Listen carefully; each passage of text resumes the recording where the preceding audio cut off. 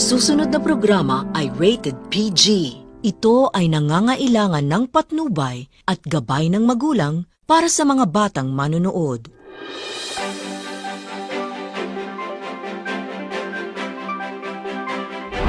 Abortion, isnusulong, karapatan ng kababaihan, binibigyang diin. Pagtatangkang pagresolba sa alitan ng Israel at Palestine. Masosolusyonan nga ba? Ano nga ba ang pananaw ng mga Pilipino tungkol sa pagbabago ng klima? Malawakang transport strike, muling magaganap. Paglaganap ng AI, dapat nga bang tutukan ng gobyerno? Aksyon ng pamahalaan laban sa pagtaas ng presyo.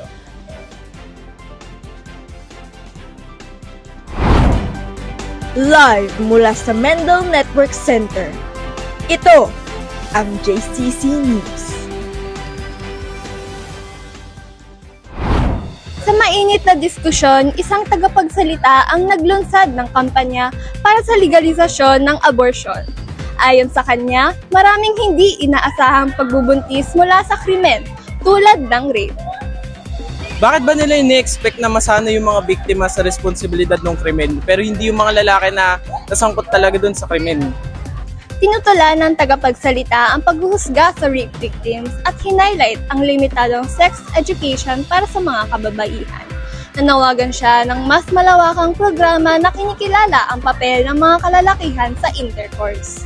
Sa kontrobersyal na bahagi, iginiit ng tagapagsalita na hindi dapat makialam ang mga kalalakihan sa usaping abortion. No uterus, no opinion, aniya. Isang makabuluhang diskusyon na naglalantad ng mga mahalagang issue sa lipunan. Irish Alonso, nakatutok, JCC News.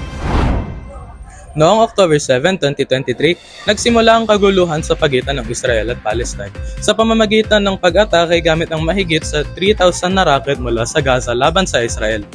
Sa kabila ng matinding alitan at kaguluhan sa pagitan ng mga bansang Israel at Palestine, isinusulong ng ilang kilalang individual at grupo ang panawagan para sa mapayapang solusyon dito. Ayon sa isang pahayag, naniniwala ang mga tagapagtanggol ng kapayapaan na hindi masusolusyonan ng mga digmaan ang mga hidwaan sa pagitan ng dalawang bansa at magdudulot lamang ito ng galit at bighati. Alam mo, para sa akin kasi, sa opinion ko dapat yung United Nations magsagawa ng parang programa or parang sistema para dun sa pamatagal ng kapayapaan. Kasi dun sa alitan nila, ang daming nadadamay na pamilya Nakakaawa. Obra. Sa gitna ng mga hindi mabilang na insidente ng protesta, pag-atake at pagpatay, lubos nang napipinsala ang ugnayan at relasyon ng Israel at Palestine. Yeshua Senidoza, nakatutok, JCC News. Ang pagbabago ng klima ay tumutukoy sa pagbabago ng temperature, ulan at iba pang transformasyon sa ating atmosfera. Naapektuhan nito ang buong mundo araw-araw at patuloy ang paglala ng mga epekto dahil sa pagtaas ng antas ng greenhouse gases sa atmosfera. Particular na ang carbon dioxide mula sa pagsunog ng fossil fuels, deforestation at iba pang human activities. Kailangan din natin bigyan ng pansin ang climate change kasi kapag mas lumala pa to, maaaring magdulot to ng mas malala pang bagay sa atin at sa planeta din natin. Kinakailangan na kanyan, kooperasyon ng lahat. Hindi lang naman para sa atin yun para sa susunod na rin na henerasyon. Kaya mga kababayan, patuloy na mag-ingat at patuloy nating gawin ang ating makakaya upang maresolbahan ang isa sa pinakamalaking problema sa mundo. Magtulungan tayo para sa ating kinabukasan. Rihanna Herrera, nakatutok, JCC News.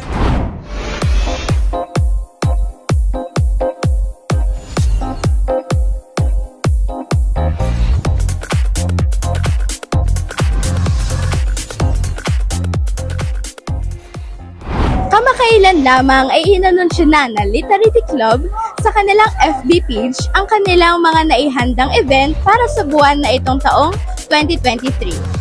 Matatandaan na isa ang club na ito sa kilala sa pagiging aktibo pagdating sa mga event kung kaya't marami ang nag-aabang dito. Francesca San Victores, updated sa Rizay Happenings.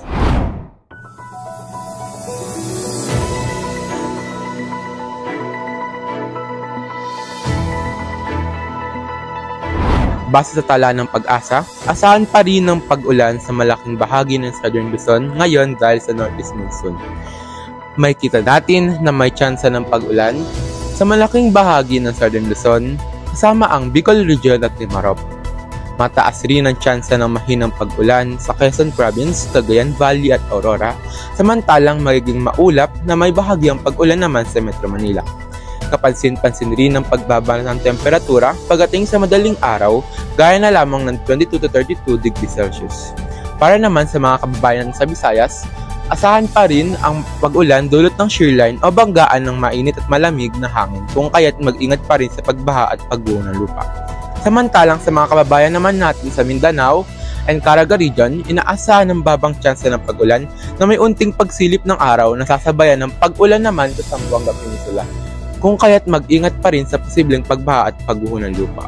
Yan ang latest mula sa JCC Weather. Ako po si Jom de la Vega. Tandaan na there's always a rainbow after the rain. Muling magaganap sa November 20 ang transport strike sa pangunguna ng transport group na Piston. Ang mga jeepney operators ay nagproprotesta upang mabigyan daw sila ng pagkakataon na magparehistro sa kooperatiba hanggang December 31. Ayon sa Land Transportation Franchising and Regulatory Board or LTFRB, posibleng maapektuhan nito ang 13 na ruta, kabilang narito ang Pasig to Taguig via Pateros, Bagong Bayan to Pasig, Pasig to Taguig via Maestrang Pinang, Tipas, Marikina to Pasig at ilang lalawigan at lungsod tulad ng Rizal, Laguna, Pasig, Marikina at marami pang iba. Nakakadismaya naman kasi pinagtutuloy pa rin ng DepEd yung klase kahit naman merong transfer strike. Paano naman kami mga estudyanteng nagko-commute? Dapat yung mga ganyang problema sa jeepney modernization talaga, dapat agad na agad yan inaayos ng mga pamahalaan. Kasi agad-agad siya na hahantong sa transport strike, ganun. Ang daming naapektuhan, lalo na kami sa mga estudyante. Samantala, ayon kay LTFRB spokesperson Celine Pialago, bilang aksyon ay naglaan ng 250 government vehicles ang gobyerno na may tinatayang 10,000 na pasahero sa bawat biyahe upang mag-alok ng libreng sakay sa publiko sa darating na transport strike para sa mga commuters na maapektuhan. Conrad Alarcon, Nakatutok, JCC News. Sa kasalukuyan, nagiging maingi at matunog ang salitang AI o Artificial Intelligence, kung saan nagagamit ito bilang source ng impormasyon sa mga pangyayaring walang kasagutan. Ginagamit din ito sa pagkuha ng larawan at pagpabahagi ng kaalaman sa sports. Halimbawa na lamang ang ChatGPT, AI face swap at AI-generated sportscasters. Sa napakaraming magandang naidulot ng AI sa kasalukuyan, tila may pangamba pa rin ang mga eksperto at mga gumagamit nito. Oo, maganda nga yung AI ngayon, kaso hindi kasi magiging sure kung safe yan sa future, di ba? Tsaka ang daming nangyayaring scam, hacking, pati data breach sa online ngayon. Sa aking palagay, magiging malaki ang epekto ng AI sa pagtaas ng unemployment rate, sapagkat aking nakikita na sa inaharap, nakadepende na lamang ang mga tao sa makina. Wala na talagang imposible sa panahon ngayon. Maaaring may mga lumabas na naman ang makabagong teknolohiya sa susunod na mga araw. Ang mahalaga, gamitin natin ito sa mabuting paraan para makatulong sa ating bayan. Yusian Lopez, Nakatutok, JCC News. Kamakailan sa Pilipinas, may pangamba sa mataas na inflation na nagdudulot ng agam-agam sa ekonomiya. Ang sa akin naman po, pwede naman po silang umapproach ng ibang mga hakbang kagaya ng pagreforma sa buwis o pag-target naman po ng mga subsidiya. Ayun naman po masasabi ko na pwedeng maging solusyon doon. Sa kabuuan, mahalaga ang maagap at maingat na pamamahala upang mapanatili ang pangmatagalang katatagan at kaunlaran ng ekonomiya. Ana Chukenhoy, Nakatutok, JCC News.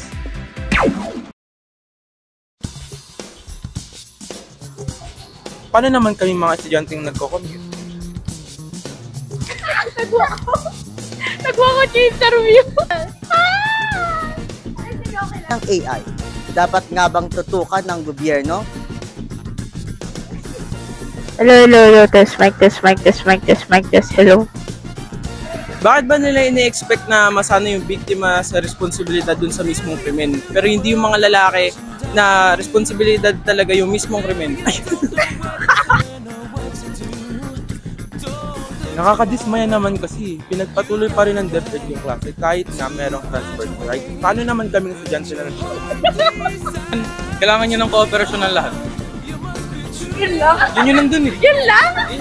Yun lang. Ang sa akin naman po, pwede naman po silang umapproach ng iba't ibang mga